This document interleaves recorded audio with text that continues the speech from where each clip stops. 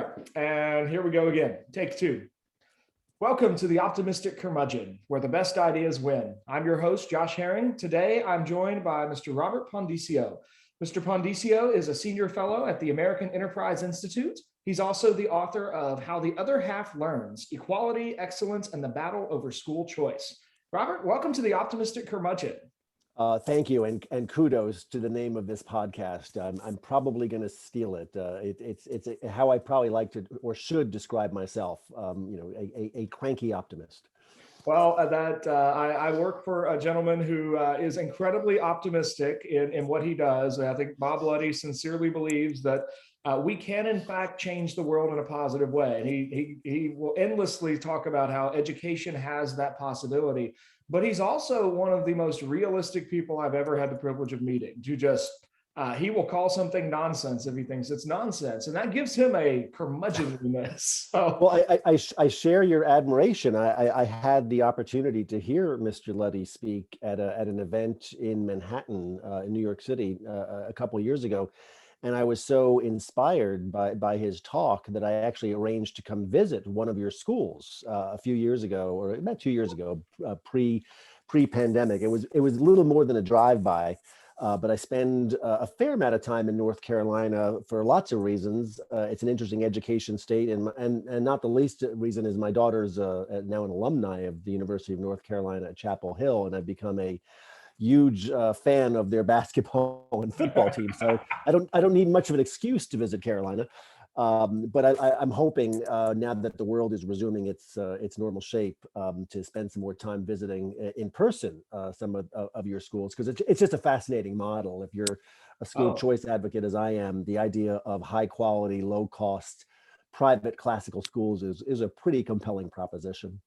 Well, I think we certainly do everything we can at Thales Academy to really figure out where are the places where we can cut cost without cutting quality.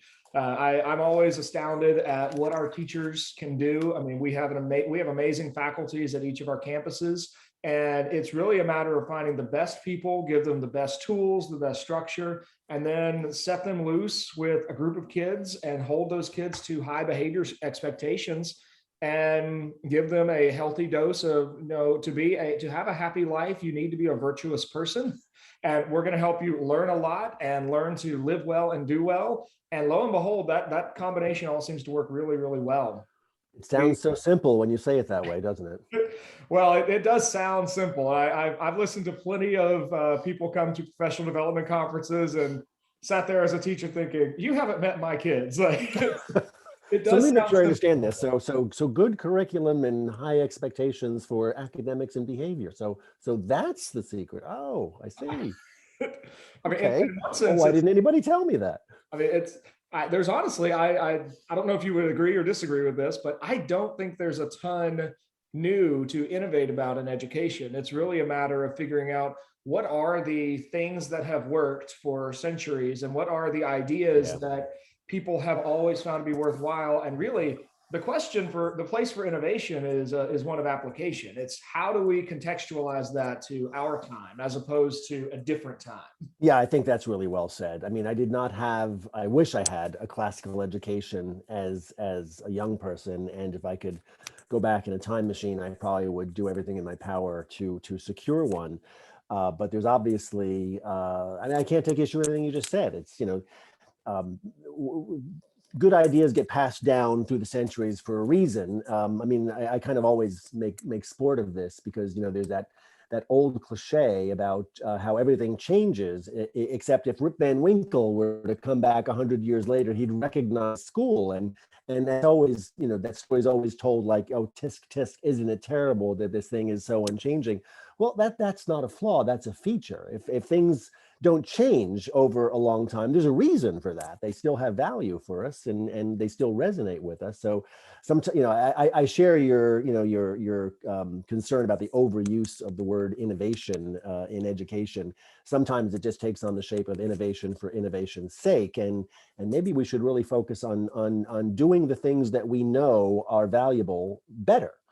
that kind of innovation, now you've got my attention. But if it's just, change for change sake, well, then you can have a real good career in education by pushing that, kind of thing. You'll always be in demand at, South by Southwest EDU, for example, but it's not necessarily what's in the best interest of kids. I think one of the phrases we use a lot at Thales is we're always on the lookout for what's proven and what's true. We're Yeah. certainly welcome. We're certainly open to trying new things, but we're trying new things with the attitude of sort of a beta test. And Yeah. when something comes to us with decades or centuries of results, that's much more interesting. And then if we can take some new technology and figure out how can we use this technology to increase the efficiency of what we do, that's a really exciting question. Yeah. Let's get a new gadget just so we can tell everyone we have a new gadget. That's somehow a less exciting question. But Yeah, no, I think that's right. And two, let's not lose sight of the fact that I think what parents expect from schools is, it's there's sort of eternal homilies, so to speak. We want our kids to learn the best of what's been thought and said. We want our kids to learn to play nice with others, so to speak.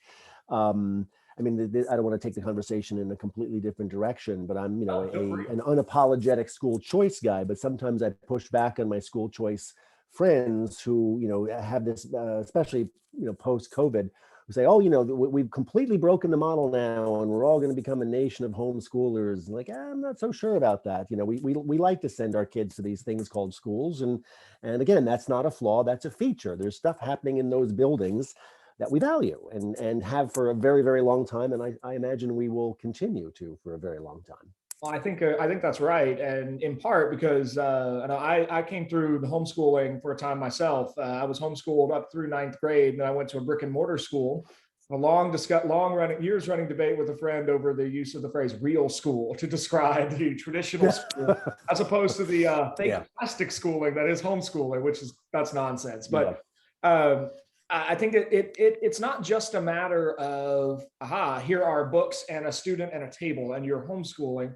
To be successful at homeschooling requires a certain approach from the parents and an understanding of what does it mean for a parent to really be in charge of a child's education. And that's not something that you can come to lightly. And the homeschooling world has thank you for changed a saying so. lot since I came through. I mean, I was there in the Mike Ferris HSLDA kind of homeschooling was really probably 70 to 80% conservative, evangelical, Sure. a lot of fundamentalist, but it's a much more diverse field today.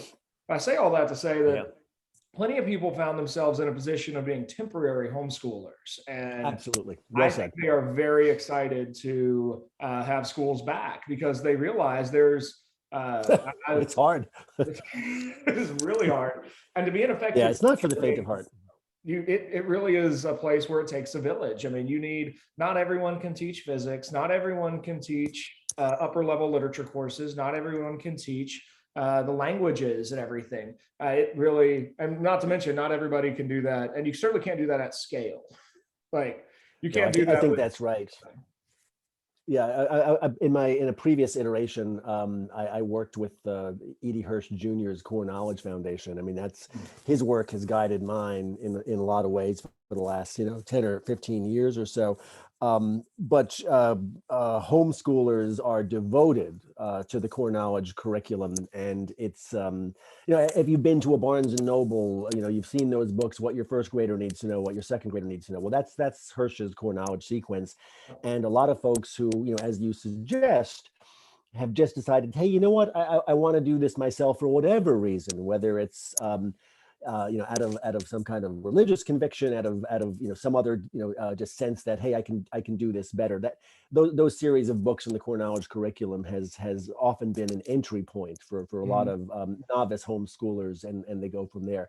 And I think it's great. I mean, again, I want to be clear, despite the fact that I was just talking warmly about traditional schooling, I'm a big proponent of homeschoolers. Like, your kid, your choice. Let a thousand flowers bloom, and we shouldn't assume there's one right way to do this for every child. But if whatever you decide, let's make sure that it's rich and rigorous, and that we keep our eye on a good outcome for everyone. I love that thousand flowers blooming. Reminds me of some of the things Russell Kirk talked about in terms of of really not a homogenous conservatism, but really a conservatism that values every culture and wants each culture to be itself most authentically.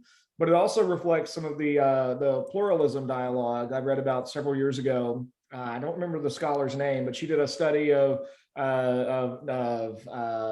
Norway and Finland and Denmark, Scandinavian countries that really This embrace sounds a. like Ashley Berner at That's Johns her. That's Hopkins. her. Yeah, Uh, yeah. yeah, Yeah, she was. she's a good friend, and her work was so eye-opening to me. I mean, like, I've worked in education for 20 years, and the last decade or so in ed policy. I'm embarrassed to admit how little I knew about international education. And I think, like a lot of folks, I simply assumed that the way we do schooling in the US is that's the de facto standard for the rest of the world. It was eye-opening and bracing, honestly, to learn from Ashley Berner's work just how pluralistic just about every other country is compared to the U.S. Where, I mean, I don't want to oversimplify her work, but basically the model in other countries tends to be government funded, but not government run.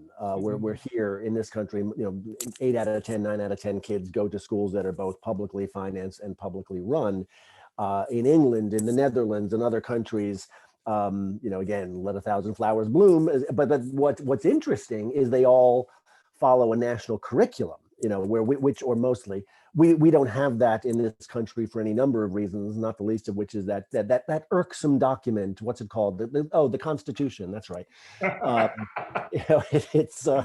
it will be literally impossible and unconstitutional to impose a national curriculum. So it's I don't think we're ever going to see anything along those lines in this country for lots of reasons. But it would be easier to have a more pluralistic system of schools in this country if we had the model, the literal model that Right. other countries have. So we're kind of in between, and as a tireless curriculum advocate, that is both something that is a blessing and a frustration. No, I can see that. I remember reading her work, and the thought was left with was that it is fascinating to think about. I want to say it was Norway. I might be wrong, but one of the no, it was Finland. It was Finland talked about. She identified 13 different. I hate the word ideology, but it's the only word I've got for this. But 13 different ideological perspectives that kind of govern different school systems that all had access to an equal pot of their version of federal funding for their That's schools. right. And I was kind of thinking That's right. about we functionally have that in a way in terms of, I mean, if you want a particularly Catholic education, you can get that in America in most places. You can get a Sure. On Baptist, your own dime. but that's the trick. It's all private in Yeah. America. And then I started thinking about what would the big difference, at least in my mind, I wish she had spent more time on addressing, was the size difference between the country she was studying and the United States.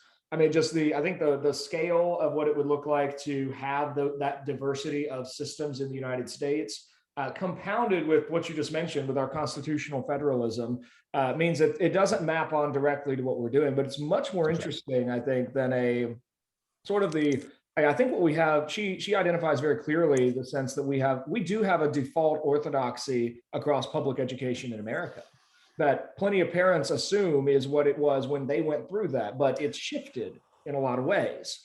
And so, Yeah. and that's tied. She does a great job showing how it's tied to federal funding and tied to Yeah. education programs, and it creates this homogeneity rather than their thousand flowers blooming approach. Well, I can argue that round or flat, Josh. I mean, because one of the reasons it's interesting. I mean, I'm surprised that I'm approaching 20 years in education because I didn't expect to be in this work for 20 minutes, and I signed up to be a South Bronx fifth grade school teacher 20 years ago. And it was supposed to be a mid-career public service stint, and then I'd go back and get on with the second half of my career. And I was so scandalized, I guess you could say, by the experience that it became kind of my second career. But my precise interest became curriculum. I alluded to my fondness for E.D. Hirsch Jr.'s work, and I've told this story 1,000 times. The reason that I became an unrepentant Hirschian is because he was literally the only theorist whose work described what I saw in my South Bronx classroom every single day, which is children who could decode but struggled with comprehension. Mm. And that comprehension had nothing to do with what I was being told. Oh, they're not engaged. Oh, it's not culturally relevant. Oh, it's not about their experience. Hirsch was the guy who was saying, it's background knowledge. And that was exactly what I saw. So the idea that there's somehow kind of a homogeneity about our curriculum, I have to respectfully disagree. There's no curriculum, which is the Mm. problem. I was just telling somebody else this story just the other day about how, very early on in my teaching career, I was teaching a literacy lesson. We had staff developers from the Teachers College Reading and Writing Project. And in my innocence and naivete, I remember asking the staff developer, okay, I get that I'm supposed to teach, this reading skill, but what's the reading? And she just kind of, fixed me with this little, expression and said, well, Mr. Pondiscio, you're the best person to know what every child needs. And I'm like, what? I just got here. That can't possibly be true. So I kind of intuited my way to Hirsch's work, which is why it resonated so much with me when I encountered it. And I encountered it on my own, of course, because Lord knows you weren't going to come across this in ed school. And it's so funny. I mean, every time, then and since I've invoked his work, you always hear among a certain class of teachers and professionals like, oh, that's that dead white guy stuff. Nobody takes that seriously. Like, whoa, wait a minute. That's not what this is about at all. It's about reading proficiency. It's about language proficiency. It's about idiomatic language. It's about background knowledge. It's not for nothing. His first book and most famous book was called Cultural Literacy. But that's exactly what my South Bronx fifth graders, exclusively high poverty school, Mm. that's what they were missing. It wasn't they were obviously no less smart and diligent than any other kid, but they were missing that essential broad education, that they needed to be language proficient. It's not, in other words, it's, and I've also stolen this idea from Dan Willingham at the University of Virginia, the cognitive scientist who has a wonderful YouTube video that I recommend everybody see called "Teaching Content is Teaching Reading." If you view reading comprehension and language proficiency as a skill, well, then you're missing the boat. It's, Mm. decoding is a skill, but language proficiency, mature language proficiency, rests on shared knowledge and shared language and shared, cultural references, as it were. That can be dicey in our, in this day and age. But I often say language doesn't care what we think. Language is what it is, and it's our job to ensure that every child has equal access to it. Well, let's take that as a departure point then. And that I think that's a good transition into at least the article that brought us together, because I was fascinated by your recent article for the Fordham Institute entitled, "I believe anti-racism is misguided. Can I still teach Black and brown children?" I thought, I was unfamiliar with your work prior to this, but I just thought that was a fabulous kind of way to articulate the ideas that you were going for. I wonder if you could kind of help us see the problem that you're seeing. And I'm assuming Ooh. some audience, it's possible that they don't know this phrase anti-racism, that maybe they haven't read Ibram Kendi or other folks. So kind of give us a bit of a primer on what anti-racism is and where you see it in schools and Sure. your take on all that. Yeah, and this is obviously a hot button issue for a lot of folks. Whether you are a critical race theory scholar or even just vaguely familiar with Ibram X. Kendi's book, which I think has been on the New York Times bestseller list for going on 2 years right now, titled "How to Be an Anti-Racist." This has become a hot button issue, not just in education but in American life for the last couple of years. So I mean, just to paint a slightly fuller picture of my own kind of education background and the lens that I bring to this work. So I mentioned that I started off as a 2-year mid-career public service stint teaching in a low-performing elementary school in the South Bronx. That 2-year commitment turned into 5, and I never left education. Got very interested in issues of curriculum.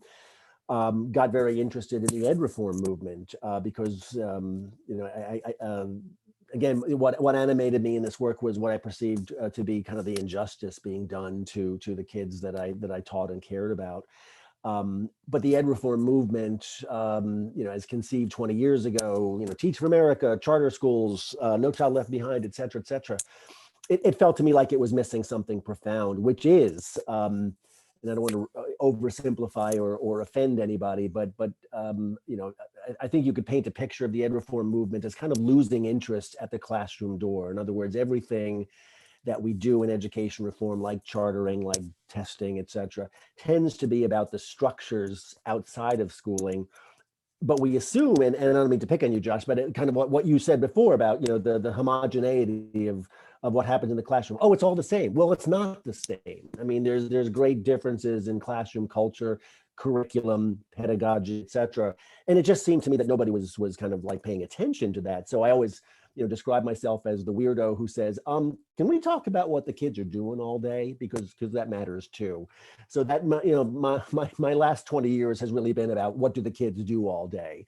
And that led me into what I jokingly describe as my side hustle, teaching civic education at a charter school in Harlem on and off. So even though I had 5 years full-time in the classroom, I've been in and out of the classroom ever since. If for no other reason, I want to be that rare guy in the education policy space who still is an active teacher. I think it's just important to keep that lens fresh. So this is all a long preamble to say, look, every kid I've ever taught, literally without exception, has been Black or brown, predominantly, maybe even exclusively low income. So the moral imperative of anti-racism, well, I don't need to be sold on that. I've been sold on it for the last 20 years. I mean, those students, not that we should care only in American education about closing the achievement gap and about the interest of Black and brown kids, but it's what led me into this work and what animates me in this work to this day. So I'm sold on the kind of the moral imperative, and hence the title of that piece. Look, I've got some skepticism about what we're being told now is best practice for these kids. And is that disqualifying? Because I focused a lot of my work, Josh, in the last couple of years on high-performing urban charter schools. I taught in one. I wrote a book a year or so ago about the Success Academy network of schools in Manhattan, which the title of the book was How the Other Half Learns. It was based on a year of embedding in one of those schools, literally across the street from where I was a student teacher and a few blocks from where I was a fifth grade teacher. So it was kind of an interesting compare contrast exercise in the best and worst that we can do for low income kids of color in the neighborhood where I used to teach. A lot of these charter schools are visibly now retreating from a playbook that has been quite successful. I mean, I occupy a strange position in the ed reform world, which is that even though I think my reform credentials are in pretty good order, I've written, frankly, fairly critically about a lot of reform. And it's mostly because we missed the boat on curriculum, on instruction, on classroom culture, et cetera. We can talk about that at length, and I'll bore you to tears on it. But for now, suffice it to say that, to me, the one unambiguous good guy of the reform movement for the last 20 years has been urban charter schools. A lot of other stuff has been, swings and misses, but we nailed that one. I mean, we are just sending schools like KIPP, Achievement First, Success Academy, Democracy Prep, where I was a teacher, and others, Yes Prep, et cetera, have really done incredible work at creating a stable and sustainable pathway for the least likely kids in American life to go to college. And now we're sending boxcar numbers of them year after year. And a lot of these schools have been have leaned heavily into whether it's critical race theory or anti-racism, et cetera. And they're almost embarrassed in a sense by some of the by the culture and structures and curriculum that they have that has worked for them for the last 20 years. So that's the backdrop for that piece that you were nicely complimentary about. Wait a minute, let's just press pause here and ask what exactly are the Ibram X. Kendis and Robin DiAngelos who wrote White Fragility asking us to do, and let's think long and hard about what this means for curriculum instruction before we just kind of follow these ideas off the end of a cliff. I mean, I want to be absolutely clear about this, at the risk of repeating myself. The moral imperative here, let's do right by our students of color, American students, obviously. That's essential. But we have to like really look at our practices before we just kind of, because let's be candid. I mean, there's very few enterprises in American life that are as fad prone as education. We love the shiny new thing. And I don't mean this to sound dismissive, but let's make sure that what we're being asked to do is truly in the best interest of our least advantaged students. I think you're raising a really important question. I'm coming at this from the classical school perspective, which really the classical school movement is, or at least in its modern iteration, is born out of the parental frustration from multiple decades of kind of John Dewey's perspective on Sure. education being the mainstream. And so in a large part, classical schools are formed out of this desire to recover a different answer to pedagogy and curriculum. Was Yep. where John Dewey emphasized skills and democracy and said that the goal of education is to produce an effective worker in the modern economy. That Yeah. ultimately, it really failed to produce, to maintain, to keep substantive curriculum at the heart of schooling. No, And I think that's right, and it's also there's also a touch of Rousseauian fantasy about it, that that every kid is born with everything he or she needs, and it's all we can do as adults is mess them up, and that's so yeah, I'm sure I as you raise all that comparison just to say that I think you're onto something very important, because it seems to me right now the push in contemporary education, and I started seeing it. I mean, even there was a long form article about a really wealthy private school in Los Angeles that has gone fully woke and has oh yes, created a huge ruckus because they changed the reading list in their English classes, and there were parents who had been at that school as children and were looking forward to reading those same books along with their kids again. And now all of that was changed. It started to come into so many different places that I think you're just I because what I don't hear in what you're saying is some kind of like rejection of the initial premises that Kendi and D'Angelo are raising, but rather that we need to pause and actually evaluate, will making these kinds of changes actually benefit the very children that schools say they exist to serve? I yeah, think that's I a think really that's right. helpful question. So I wonder if you could help us with like, where do you see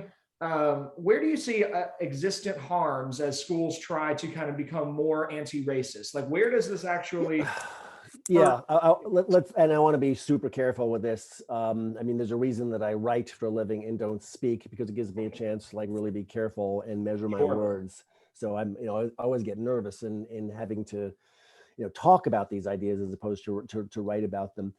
Look, when the first time I heard about Kendi's book in the days post George Floyd a year ago or so. I remember speaking to a lot of friends and colleagues, like, help me understand this. Help me understand what it means to be an anti-racist educator. Um, and again, speaking to my colleagues who are, Black and Hispanic, as it were. And I remember having a conversation with one teacher who I respect quite a lot, a young teacher in Minneapolis. And she said something about, how, well, look, it's about holding kids to high expectations, behaviorally and academically. It's about being as deeply invested, morally invested in your in your Black and brown students as you are in your white students, et cetera. And I remember saying, okay, so in other words, you want me to do what I've been doing for the last 20 years. Well, okay, great. And that's a point that I've raised. I'm not sure if I raised this in the piece that you referenced, but I've certainly raised this in other writing that I've done. That look, if there's any collection of schools that I think can fairly claim to be truly anti-racist, it is those high-performing charter schools who have created this pathway to college and upward mobility that simply would not have existed if those kids were in schools like the one where I used to teach. That to me is the soul of anti-racism as I would define it. Kendi defines it quite differently, famously. His formulation, and I hope I'm going to quote him correctly here because it's mostly from memory. about how there is no such thing as not racist. You are either racist or you are anti-racist. And if you are anti-racist, then you are committed to dismantling the structures that create unequal outcomes. This is a variation on the theme that I heard as a kid growing up in the 60s and 70s, that you're either part of the problem or part of the solution. Well, that's a rhetorical trick, but it's literally not true.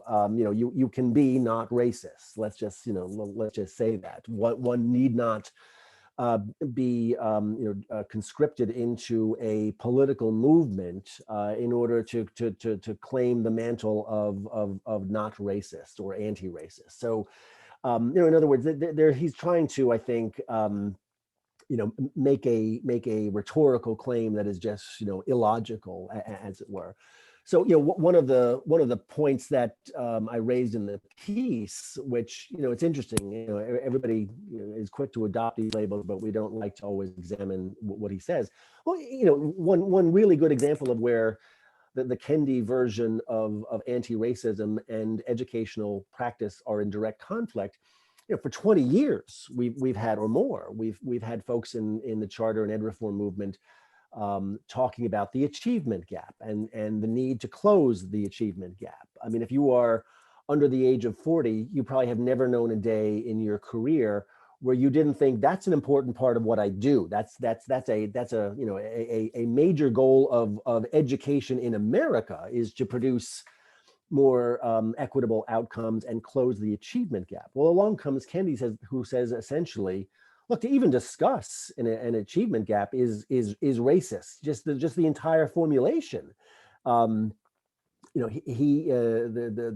quote from him is, "We degrade Black minds every time we speak of an academic achievement gap based on test scores." Now, look, I have a complicated relationship with testing. Nobody should sentimentalize the days before we had standardized tests, and thanks to No Child Left Behind, every kid 3rd through 8th grade takes a reading and a math test in America. I've written critically over the years about the kind of the deleterious effect that has had on school culture, and we needn't belabor it here. I mean, anybody who's been in the classroom knows what I'm speaking about.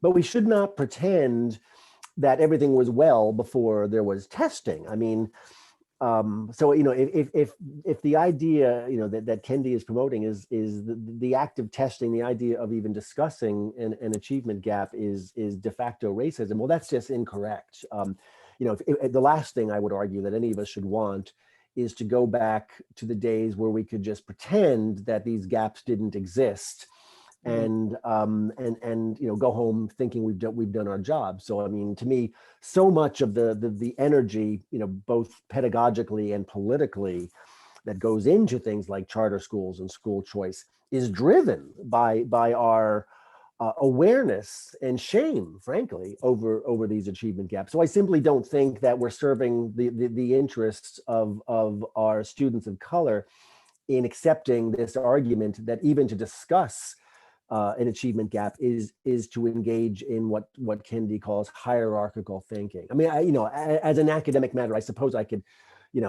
convince myself that I see his point, but as a practical matter, it's insanity, frankly. We should be spending all of our time trying to close that gap, not trying to pretend that to even discuss it, is verboten. I think that's fascinating, because there's something about there's probably a precise difference, but in my mind, they're very much part of the same disposition. But there's something about the anti-racist argument and critical race theory as a whole that is an attempt to move away from reality. And I think part of that, my background before I got into teaching, I was headed into pastoral ministry. So I finished a master's of divinity along the way. I was teaching full time to pay the bills and everything, and then fell in love with teaching as part of that. And thank God called me to schools rather than churches. But I mean, I think there's something there about the way we read wrongdoing in more theological terms, the way we read sin, and whether sin is individual or corporate.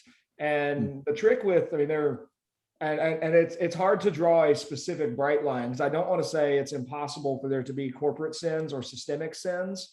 But the problem when you think of sins as always being systemic, well, is that it becomes a thing that I, the individual, cannot consciously do anything about, except to just bemoan the fact that it's there. Yeah, And but if I personally am a racist, that's a sin that I can repent of and I can change. But if I'm subconsciously part of a massive overlay of systems of which yeah. I'm a beneficiary and a proponent of, but not at the point where I consciously realize it, then the only thing I can do is just bemoan the fact that this exists. Yeah, and it There's robs you of your agency as well, right? In other completely. I think words, yeah, that's part of where there's a sense in which I think it's an ironic sense. The movement to embrace anti-racist thinking ironically frees people from the responsibility to look at their own interactions with other people and ask the yeah, question. I mean, I mean, I'll just tell you, I've had times in my classroom where I've looked at my classroom and I've thought, who are the students that I regularly call on? And that becomes a check kind of question for me to say, okay, do I have any subconscious patterns? sure. Now, I can do that as a teacher and can consider that. And that's a helpful exercise, I think, for any teacher to do, to know, do I have any subconscious biases that might be influencing the patterns of behavior in my room? But I can do that as an individual. I can't Yeah. do that as a representative of a system. Well, I Now, think that's the problem. What you're describing just sounds like good, conscientious, reflective practice, and that's what we should all, as teachers, be questioning our own priors every day. That's helpful. That moves the needle. And again, I'm not a spokesperson and can't be a spokesperson for Ibram X. Kendi and Robin DiAngelo and others. But if you were accepting the logic, of either you're an anti-racist or you're a racist, well, then that obligates you, and I think this is their point, to take a political stance in a sense, to say, no, we must dismantle these structures because they are not producing equitable outcomes. And that's just, I don't want to be glib or facile, but that does rob me of agency. I can no longer do what you're describing, Josh, with your students. I have to set my sights higher, and this takes me out of my locus of control, so to speak. So whether it's right or wrong, I just don't know that it's effective to guide daily practice. it also requires me to make a whole bunch of assumptions That's about the right. students in front of me based on their skin color, rather than getting to know Yeah, the students, know their families, know their situations. I If think I've that's got a right. student who is in Raleigh is a UN international refugee city. So we occasionally get students at our schools who are from literally all over the world. And if I just make, and I could be completely wrong about the assumptions about like this student's background, I think it matters a ton that as a teacher, I need to get to know these students and get to know their circumstances. And it really is wrong of me to make all these prior assumptions.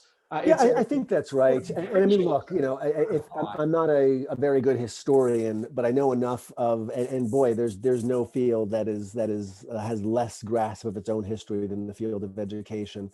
Um, in many ways, this is not new. There has all, you invoke John Dewey, but I mean, for going back to Dewey's day, there has always been a strain of thought, even a dominant strain of thought in education practice and teacher training that says, look, we are supposed to be agents of change. We are supposed to use the mechanisms of education to pursue social justice. I mean, they wouldn't have called it that in Dewey's day, but there has always been a strain of thought that says, that as my former colleague at Fordham, Checker Finn, likes to say, that schools are just swell places to push a progressive agenda. So that has been a feature of schooling for 100 years or more. So in many ways, this current moment of anti-racism, of critical race theory, is just the latest iteration of these various social projects in a sense.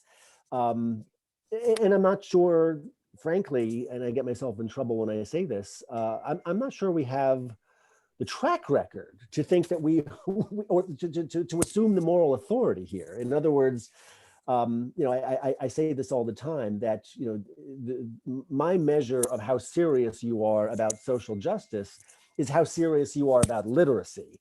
Last time I checked, two out of three American kids get to 17 years of age and are reading below proficient based on NAEP.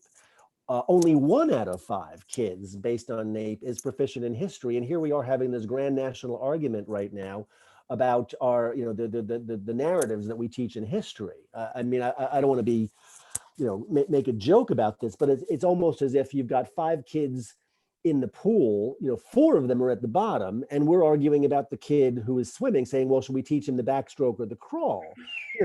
You've got 4 kids at the bottom of the pool. Let's get them out. So I mean, I get frustrated. This is my own curmudgeon piece of this, Josh. Sometimes we are at risk of losing sight of the forest for the trees.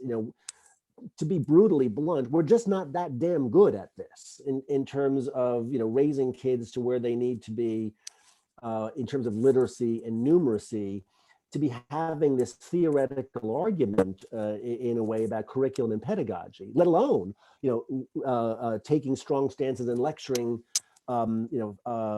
people on policing, on immigration, on housing, etc. It's like, if I were in one of those fields and educators were lecturing me about that, say, how's that reading thing going? Because why do you think that you have the standing to lecture these? And I don't want to be again, I don't want to pretend that those are not important social issues. They are. Sure. But man, and I'm not saying we have to stick to our knitting, but I do sometimes wonder where we think we have the moral authority to weigh in on these broader issues when we're not that good at our basic blocking and tackling and teaching. I think that's a fascinating way to phrase it. I may co-opt your line, or at least I'll try to remember to quote you on the line about the real social justice issue is reading proficiency. Sure is. You're the second scholar I've heard in recent months who's kind of made a surprising claim about the real issue of social justice. I heard a lecture by I believe it was Mark Regnerus or it was Mark Yarhouse. I get those two Marks confused sometimes. I think it was Mark Yarhouse, now that I say that. But he was giving a lecture at Faulkner University about his recent book, and in the middle of it, he built an argument about the economic effects of marriage and how marriage has for centuries been a tool of economic stability. And he then presented, he's not making a religious or theological argument about marriage. He's just literally looking at sociological and economic data to claim that, like, literally millennials have postponed marriage and the younger generation is not marrying, and particularly in ethnic minorities, they're not marrying at the same rates that they historically have, which means they're not passing on generational wealth over time. He then concluded that this is the social justice issue of our time. People should get married. I hear something similar in what you're describing. I have a good friend who you should have on this podcast at some point. His name is Ian Rowe. He is the founder of a chain of charter schools in New York City called Public Prep. They run girls prep and boys prep. He's since stepped down from that role. He's starting a new character-based high school, and he's African American. He has made himself incredibly unpopular, and I've been in rooms where he gets hooted and shouted at for basically arguing for what is known as the success sequence. His point is, and he's the most even-keeled, unflappable man. He says, look, we know, and I'm going to boulderize this data. I mean, I'd have it precisely. He knows it by heart. If you are in poverty and you graduate from high school, get a job, get married, and have children in that order, you have something like a 95% chance of escaping poverty. Brookings Institute ran an article with that exact press. So his point is not we need to preach this. His point is we need to point this out. And if you think about this, I mean, I'm sympathetic to Ian's argument, not just because he's a friend, but because I think either we're going to be data driven in this work or we're not. And this is essential data. This is not to say that you want to stigmatize families who have not followed that success sequence. But we valorize certain behaviors to children all the time. That's what a school does. Everything from saying please and thank you to the lunch ladies, to holding the door open to our friends, to in high school, sharing information about drinking and driving and smoking. So why would we think, well, we can valorize all kind of behaviors and tell kids what they should and shouldn't be doing, but not that. Well, that just strikes me as, why would you withhold this information that generations of Americans have used to raise themselves into the middle class? That just seems almost cruel not to share that. I think it's crucial, but I wonder if we can go back to your literacy argument, if we could, because one of the things I've been fascinated. I've written on this for the Acton Institute a couple months ago. They ran an article I sent them about this group, but the another kind of wing of the same mentality that's behind anti-racism and CRT has been a movement predominantly in public schools to this is the hashtag disrupt text people. Oh. They want their application of anti-racism is really to decolonize the curriculum. I became aware of it when the Wall Street Journal ran their children's literature columnist ran an article about the attempt of a Massachusetts teacher. She was triumphant over Twitter about we got Homer kicked out of the curriculum. I remember this. Well, but one of the things that I found fascinating, I'm going to read a quote from your article for our audience, was your focus on literacy that I think, if I read you correctly, you're implying a real benefit to kind of a relatively standard traditional, maybe not canon, but reading list that students go through that sort of sets up cultural awareness in a way. You put it this way. Efforts to decolonize curriculum, disrupt text, or other efforts to de-emphasize, quote, whiteness in curriculum seem less likely to liberate Black and brown students than to hold them further back. This is not parochialism, but a reflection of how language proficiency works. It rests on a large body of common background knowledge shared between readers, writers, speakers, and listeners. It's uncomfortable to acknowledge, yet we must, the degree to which this both reflects and grows organically from the knowledge, illusions, and idioms of the culture that dominates it. Could you explain a bit more what you mean by that's E.D. Hirsch Jr. in one paragraph. I mean, I just tried to summarize, 40 years of E.D. Hirsch Jr. scholarship into a single paragraph, and that was it. Interestingly enough, it's funny, I'm out of the business, and long out of the business of telling teachers and schools and districts, public or private, you must teach X. I don't want to be that guy, but I want everyone to understand that these are high stakes decisions. And I'll give you an example. I mean, this is just a made up example, but imagine you are a low income kid of color. And you breeze through school in a skills-based curriculum, and all your teachers are adamant that they are going to decolonize the curriculum. So you haven't read Greek mythology, you haven't read Shakespeare, et cetera, et cetera. And now you're a straight A student, you go to law school, et cetera. Now you're up for a job at a law firm, and you're meeting with the partners, and somebody makes a reference to Pandora's box, and you say, "I'm sorry, what's that?" And then somebody explains it to you. It's like, "Oh, I wasn't aware of it. Thank you very much." Well, it's what would be the effect, the real world effect of that? In a high stakes job interview, it's like, wow, seems like a bright kid, but can you believe he's never heard of that? That's you would just take note of that. So in other words, what rather than just talk about a canon, I prefer to think of this as a curatorial effort. Ooh, I love that. There is a certain body of knowledge, and this is just how language proficiency works.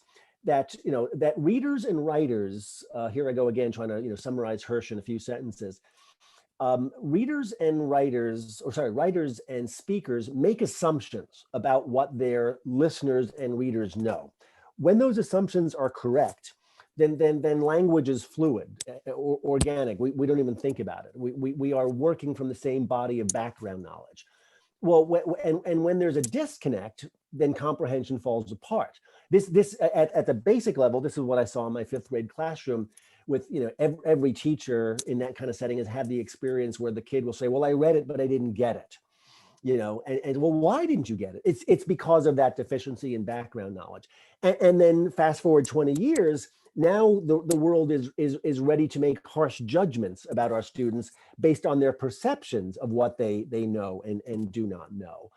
I've said this for years. This leads to a hard decision. You can decide, or we can decide as educators, that we will prepare the world for the child, or we can change the world for the child. Well, both of those are damn hard to do. One of them is a lot harder. So, so this is why I refer to this as a curatorial effort.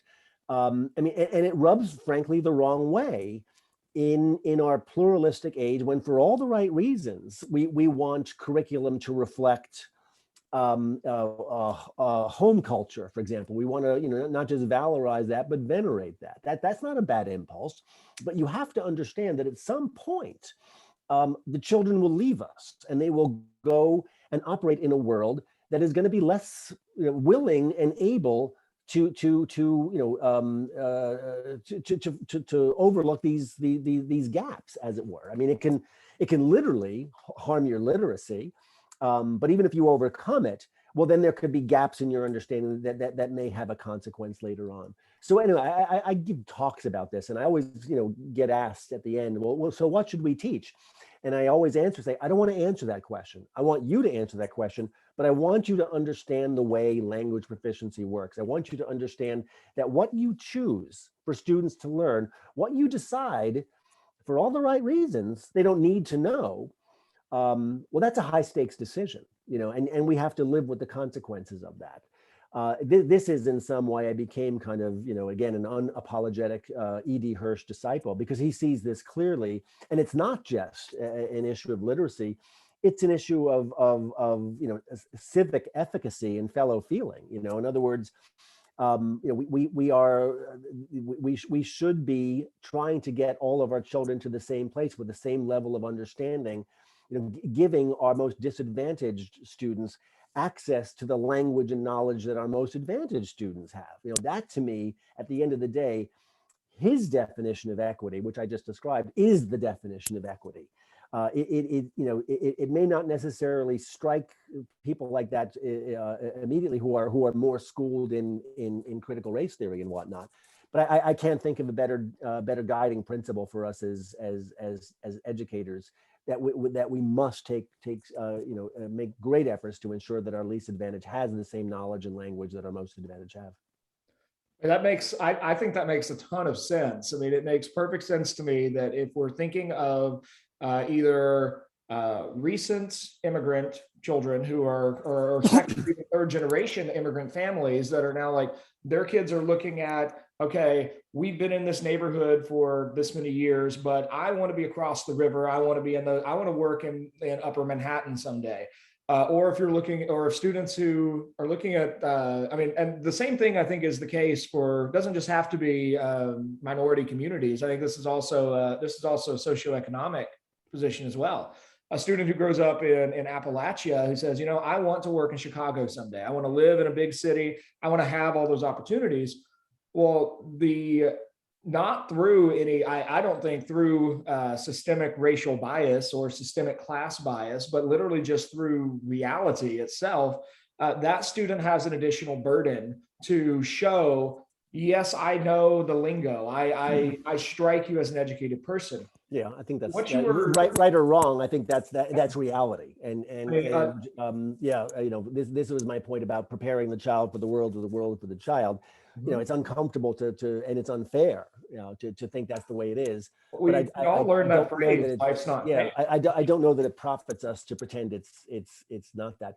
I want to make one other point about the disrupt text movement. Since you brought it up, and it kind of fascinates me. It just came out this week, a long piece for Commentary magazine about a lot of these issues.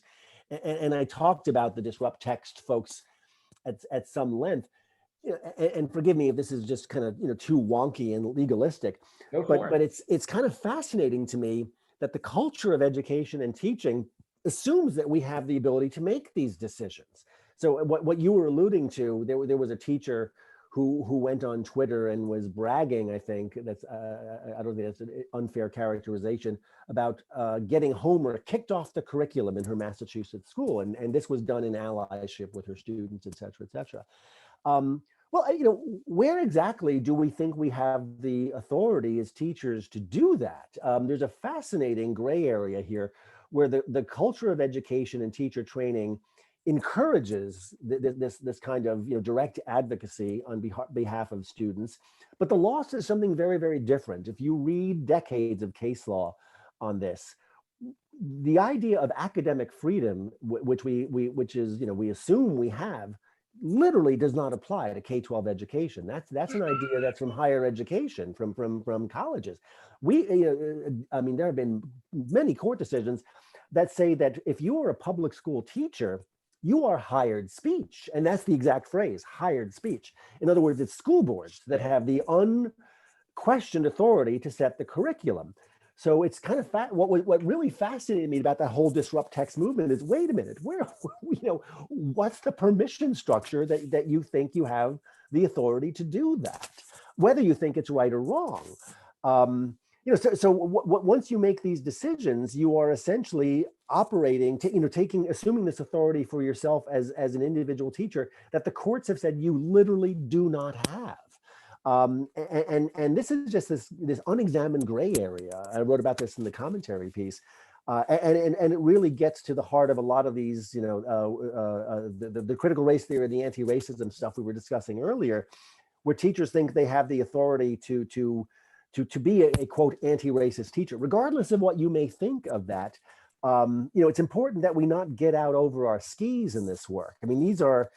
I have a complicated relationship with these kind of anti-CRT bills that are wending their way through 20 odd states, but many of these completely elide this distinction.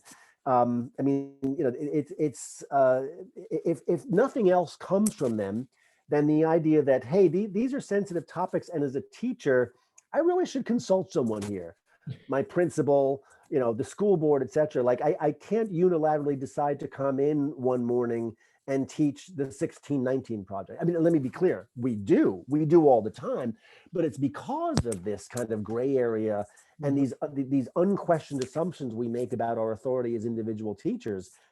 If we start focusing on what the law says we could do, this conversation changes very, very quickly.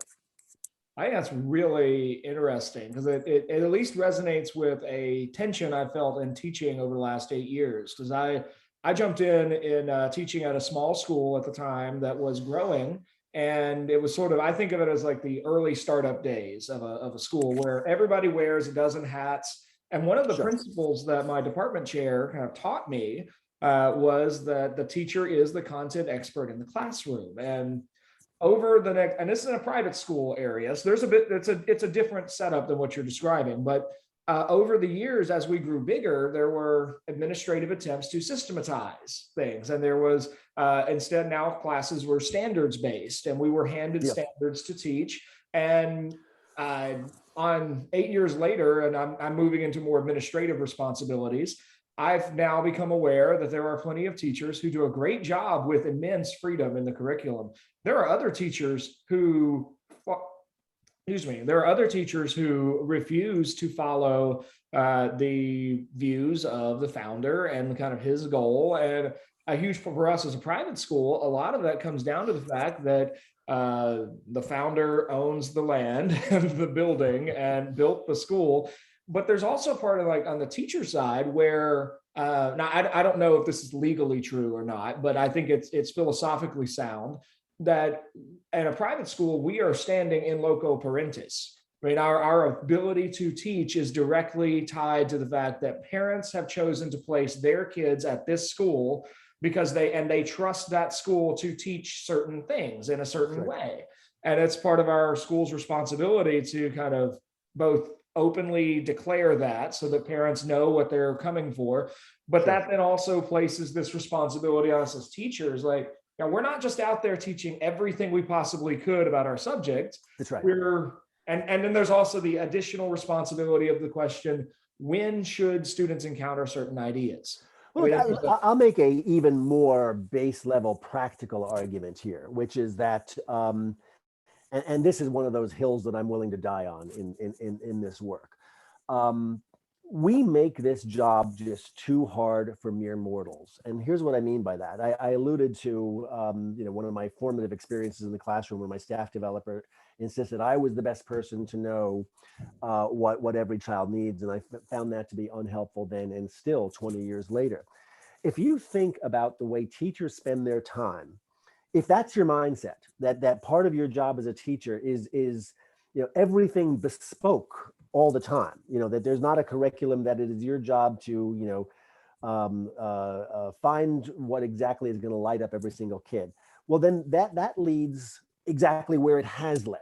Teachers spending 10, 20, 30 hours a week on Google, on Pinterest, on Teachers Pay Teachers, tyrannized every Sunday night by the empty lesson plan book at their elbow, thinking, what am I going to teach tomorrow? One of the big takeaways of the book that I wrote about Success Academy, and the impetus of that book is, wait a minute, these schools are just killing it with in terms of getting fantastic test scores, if that's how you want to evaluate their merit, with exactly the same population of students that I and countless others have struggled with for decades. How are they doing it? Well, yeah, I think there's a limited number of lessons you could take from that for complicated reasons that we needn't discuss. But one big lesson that I took is they have a curriculum. So when they talk about lesson planning, they're not talking about what I used to do, going on Google and Pinterest for 20, 30 hours a week, desperately trying to create and hunt materials. They're talking about intellectual preparation. They're talking about practicing teaching the lesson. They're talking about deepening their own understanding. They're talking about studying student work. They're talking about anticipating errors. If every teacher in America could just get that time back, and let me be clear, it's every teacher in America. There's a RAND study done some years ago that showed like literally 98% of teachers use materials that they create or curate themselves in teaching. So, if any teacher says, oh, I don't do that, they're lying. We all do it, and it's encouraged. We're supposed to differentiate. 100% agreement there. Yeah, exactly. It's the way we've structured this job. So imagine we could recapture that time, and now you're using it for intellectual preparation, for giving feedback. Correcting homework becomes an afterthought. We correct it like this: oh, I've got it turned in. I'll assume it's okay. If we made that one change in the teaching profession, that we're going to give you a curriculum, and now your job is to be a feedback giver, a relationship builder. Goodness, how much further along would we be with that one simple change? It's funny. I gave a talk about this a few years ago at the National Institute for Direct Instruction. Now, granted, these are curriculum devotees. And I expected to get like kind of hooted at, like, oh, you're trying to steal my authority, my autonomy. They gave me a standing ovation. And the response that I've always, whenever I bring this up, is not, oh, you're trying to steal my authority or autonomy. The response is always, at last, someone gets it. We literally make this job too difficult for men and women of ordinary sentience, and that's who we have in our classroom. If you've got 4 million teachers in America, you're not going to get 4 million saints and superstars. It's teachers who want to do a good job, do right by kids, and then take their kids to soccer. We have to make that change. And if we're not willing to do that, then to structure this job in a way that ordinary people can do well, then we're kind of wasting our time. There's so much I want to. We could go on for hours. I feel like Let's. It's been a wonderful conversation. There's at least a few things I've been thinking of as you were describing this. I want to kind of toss in. We should probably wrap this up here in a moment. One of those that are you familiar with Catherine Bergelsing and the Michaela School? Michaela School. She and I have a mutual admiration society. We tweet at each other all the time, and I have promised her that I'm going to make it across the pond and visit Michaela. It sounds to me very, very much like the British equivalent of Success Academy, run by Eva Moskowitz.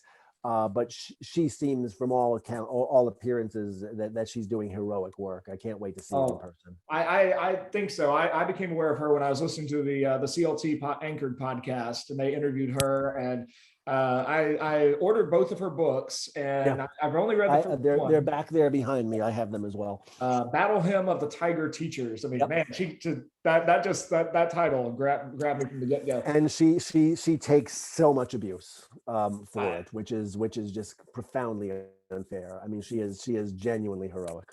Well, I think I read her first essay collection from teachers. And one of the things I was just kind of astounded by, and took me back.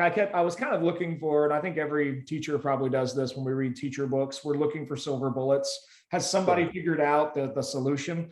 I don't know that her solution is infinitely applicable, but I thought it was really interesting and it fits with what you're describing. Well, that was But my takeaway from Success Academy, which is, I mean, I walked in looking exactly for that, for the lessons. And if you talk to Catherine or you talk to Eva Moskowitz, the founder of Success Academy, they will always say, look, every school can do this. I'm not so sure for complicated reasons, mostly yeah, being that, you know, parents need to exercise some choice. You can't right. impose these structures on the unwilling and they wouldn't work as well.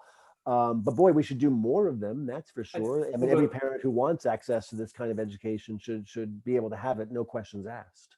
the thing that Michaela's school did that I thought was so interesting that I don't know how on earth my school would do this, but it was this very intentional, specific time every year. And at the point she wrote this essay, they'd only been open for 2 years. So a lot of this was done even before they opened their doors. But to focus on curricular design, and they've got a particular method where each year the teacher is teaching a particular curricular book that has been put together, and the students have very particular drills and expectations for how they learn the knowledge and demonstrate mastery. And it just, so much of it, I was like, oh my goodness. And it did exactly that. The other change they made was they got rid of they do a group review of homework, but they don't individually mark up homework, which I thought was brilliant. One of the biggest changes I made in my own classroom years ago was for when I taught a high school logic course, I made all the homework was completion based. That's how I did the Mhm. grade. And we would go over it together as a group, but I didn't worry about checking everybody's syllogisms. That's what my quizzes are for. And There you go. it did that exact thing. It bought me back the time. Now, part of what we've been discussing, I just think you mentioned a phrase I love earlier, which teach text, that schools should teach text. I mean, I'm hearing in that, and I know you're thinking of E.D. Hirsch. I'm thinking of Mortimer Adler and the Great Books of the Western World approach. And I found a lot of value in teaching at least in my mind, are very difficult courses at upper level high school humanities. When I kind of remove myself as the central authority in the classroom and I put the text there and say, okay, we're going to read the Republic for 3 weeks and we're going to see what Plato can teach us. My job changes a lot. Instead of being Sure. a teacher who needs to somehow be like a mini college professor and be prepared with a lecture each day, or doing what you described and download a Teachers Pay Teacher Plato unit, instead, the class becomes read this. What questions do you have? Let's talk about these key areas together. And then I'm going to quiz or test you, or we're going to do a project or something on what we've just read. And then we're going to move on and do it again. And it putting the text at the center of the classroom Yeah. seems to remove a lot of pressure from me as the teacher. Yeah, it's also just really when it works well, just engaging and even thrilling, classroom culture. I mean, my even though I was, my training as an elementary school teacher for the last several years, on and off, I've taught a senior seminar at a charter school in New York City, a civic seminar, and basically, I would always tell my students, we have one text in this class, and it's the Constitution. And I mean, I won't bore you with the details, but the conceit of the class is that there's always constitutional issues in the news. So I would want to be flexible and look at what was going on in the world, and one of my pedagogical goals being for kids to leave that class understanding that the Constitution is not a dry and dusty 230-year-old document. It's very much alive in your lives right now. So I'd always be on the lookout for whether it was issues of, say, stop and frisk policing in New York City, immigration. When Antonin Scalia died, we did an instant unit on originalism versus the living Constitution. There's always opportunities, but it always does come back to the text, to the Constitution. And it was just thrilling to listen to kids when it works well, have these really thoughtful discussions, focused in the text. It doesn't matter whether it's Plato, the Constitution, whatever, but that habit of mind that you can encourage in kids to look for evidence. Let's see what the text says. And I would always love to point this out, because we always looked at Supreme Court decisions. One of my favorite moments in this class was 2 years ago. One kid, and I can't remember what we were discussing, he just kind of threw up his hands in the air and said, "I hate this class. There's never any right answers." He's like, "Thank you." Yeah, and I love to point out that like some of the most important Supreme Court decisions ever, they're not 9-0, they're 5-4, they're 6-3. In other Yes. words, people with the best education money could buy disagree about what that text says. So of course there's not going to be a right answer. Of course there's not going to be a resolution. That's the point. So good. The other one last thought I want to make sure to get in on the show. Several years ago, I had the opportunity to meet Christopher Perrin, the head of the Classical Academic Press. They do a lot of curriculum, particularly for the classical school world. And he told me an idea that I found fascinating. That in his mind, the 80-20 principle applies to teachers as well. That in a given faculty, about 20% of your faculty, if that many, are going to be this like amazing philosophical, could read anything and teach anything level teacher. But the vast majority of your teachers are exactly what you described. They want to be good teachers. They need structure and resources and initial Yeah. hand holding, but then they want to be done at 4 p.m. because they need to make dinner, clean the house, get to the soccer game, and be good church members and or involved in extra things. And but they're not going to necessarily be the people who are like, oh, I've never read the Republic before. I'm going to make sure to read the Republic and two secondary sources about that so that I can adequately be prepared to teach the Republic tomorrow morning. Most people aren't going to do that. That was really helpful for me because I'm definitely in that category of like, oh, I'm not intimidated by teaching something I've never read before, but I'll read it and we'll figure it out. Most people aren't like that. So I think when you're talking about if we can figure out that curriculum piece, I think for the vast majority of teachers, that would be an enormous benefit. And for that small minority that's like, ooh, that's too confining. Those are the people in an ideal world. If we're dreaming of an ideal world, those are the people I'd want to be like constantly working on the next version of that curriculum. Because I assume No, I think that's right. It's never a fixed point. It's always a question of how do we do this a little bit better? How do we help kids read, write, and think a little bit more sharply? How do we master this a little bit more perfectly? Yeah, I think that's especially crucial at the elementary school level. And again, I'm not a teacher basher, but if your reform strategy is to improve teacher quality, great. Of course, we should improve teacher quality. If we think we're going to suddenly like lure the cognitive elite away from other professions and become second grade reading teachers, I admire the optimism, but I'm not sure it's gonna happen. My rueful joke here is I invoke Donald Rumsfeld, his famous quote. I say, "You go to school with the teachers you have, not the teachers you wish you had." His quip about you go to war with the army you have, not the army you wish you had. So I encourage a clear-eyed view of that. Look, there should be no reason why an ordinary man or woman of diligence and competence shouldn't be effective. But it's up to us to make them effective, not say, boy, wouldn't it be better if we could lure people away from investment banking and law and become third grade teachers. That's not going to happen. Make the people you have better. And you make them better by making their jobs doable, by giving them a curriculum and saying your job is to teach this.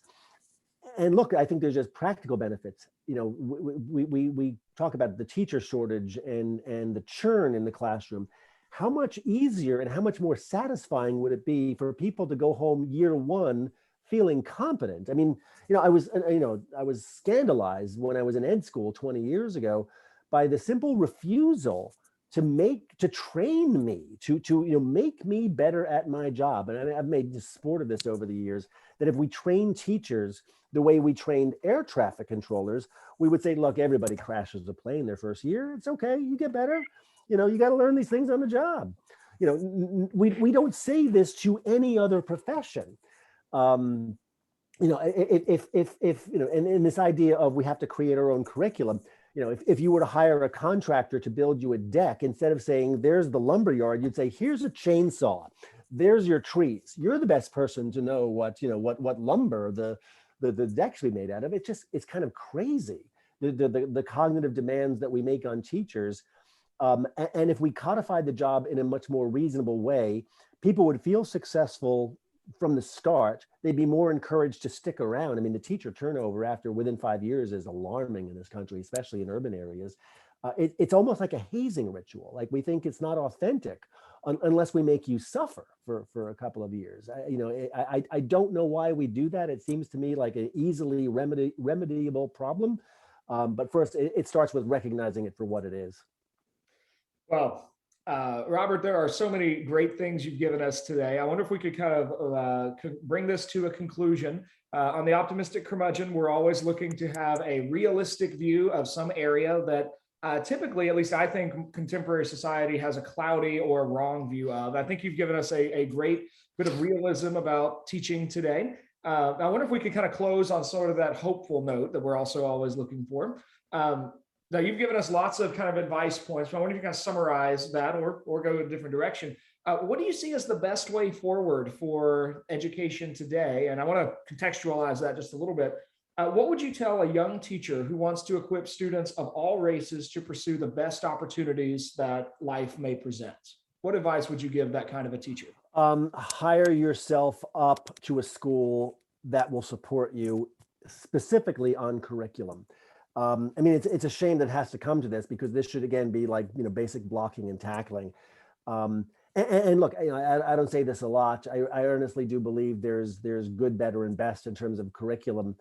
But no teacher should be put in the position that I just described of being, of having their first couple years in the classroom turned into a hazing ritual, where you have to work 80, 90 hours a week just to get the basic, rudimentary tools of your trade. I would even go as far, I mean, I've said this in other contexts, I would rather my child's teacher be a devoted to a curriculum that I don't like than being forced to do one that I like and they dislike. In other words, I guess to say it differently, any curriculum is better than none. I mean, you and I share a fondness for content and for classical education, but if I were a teacher, I would rather spend my first couple of years in a school with a curriculum that I didn't care for, but at least it allowed me to focus on my craft, on my classroom management, on giving feedback. Then once I get my, the ground under my feet, then I can go off to, Thales or some other school that's more in line with my values.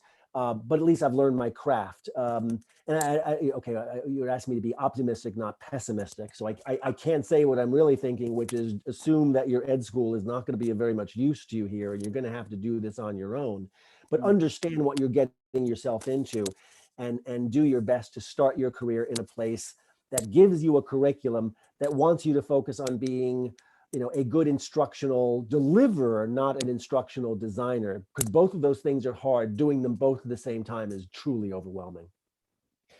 Robert, thank you so much. Those are great words, and hopefully they are good advice for folks who are looking to go into teaching, because you're absolutely right. I mean, we've got a shortage of teachers, and we need teachers. I mean, teachers are the people who get to stand next to parents and religious leaders and help prepare the next generation to step into our shoes. Now, where can people find and follow your work online? Oh, I'm not hard to find. I have a complicated relationship with social media, but I feel, as somebody who does this work, somewhat obligated to be visible. So you can find me on Twitter at rpondiscio, which is my first initial and my last name. And you can email me at rpondiscio@aol.com. Do not make fun of my AOL address, Josh. I've had it longer than you've been alive, and I will not give it up. It's going to be cool again someday. Mark my words. When Amazon crashes, AOL stock will be on the rise, and those two shares that I've held on to are going to make me a gajillionaire. But let's please keep in touch. I've enjoyed the heck out of this. Oh, this has been really great. We'll have to have you back on another episode for our next season, and we'll find something else to chat about, so we aren't repeating. And this fall, I look forward to hopefully coming to visit your school and visiting your classroom. I'll be over at the Apex campus, and shoot me an email. Let me know when you're coming in. I'll make sure to arrange a tour if you'd like to see that one. Or there's always the Thales Rollsville campus is also a great spot to tour. I'll see you this fall. All right. Well, thank you, listeners, for joining Robert and myself for another episode of The Optimistic Curmudgeon. If you like this episode, please leave us a 5-star review, share it with your friends. And until next time, seek the good, discover the true, and love the beautiful.